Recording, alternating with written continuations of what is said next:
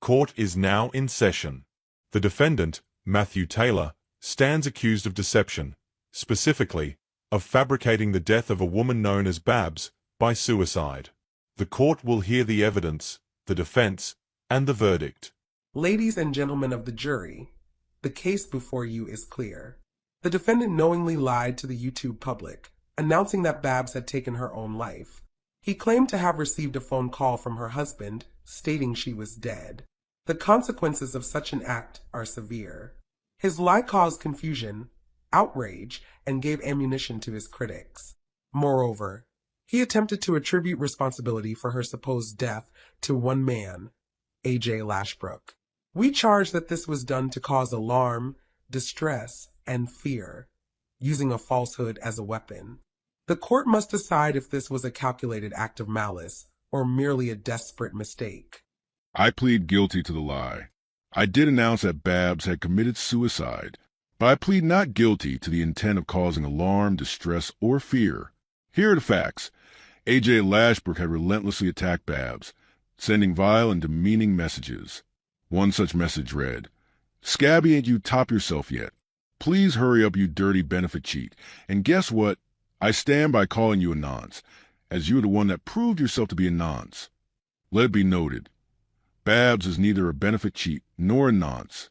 It was not my idea to fake her death. It was Babs herself who, out of desperation, believed that if Lashbrook thought she was dead, he would stop. For months she asked me to do it. For months I refused.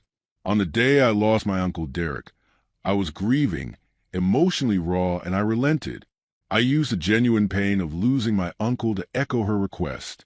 I said that I had been told by her husband that she had died. I did not build on the story. I did not harass Lashbrook further.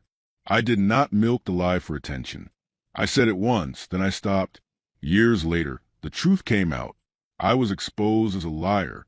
I accept that shame. I admit it openly before this court. But my intent was not to terrorize or to torment. My intent was to protect a friend in crisis. Mr. Taylor, do you accept that your lie gave trolls the ammunition they needed to brand you a deceiver forevermore? Yes, I accept that. Do you accept that some people, your critics and the wider public, were misled and felt distressed? Yes, I accept that too. And yet you maintain you are not guilty of intending to cause fear to A.J. Lashbrook? Correct. My intention was solely to honor a desperate request from a friend who was under genuine attack. I sought to end her torment, not to create his. The lie itself is undeniable. The harm it caused is undeniable.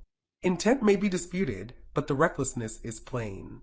I acted out of compassion, not cruelty.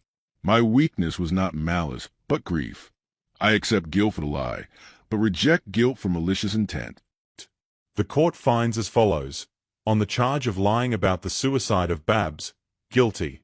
On the charge of intending alarm, distress, or fear towards A.J. Lashbrook, not guilty. The defendant is sentenced to the eternal label of liar once, but not malicious. He will forever carry the stain of his falsehood, but the court acknowledges the motive was compassion, not cruelty. Court is adjourned.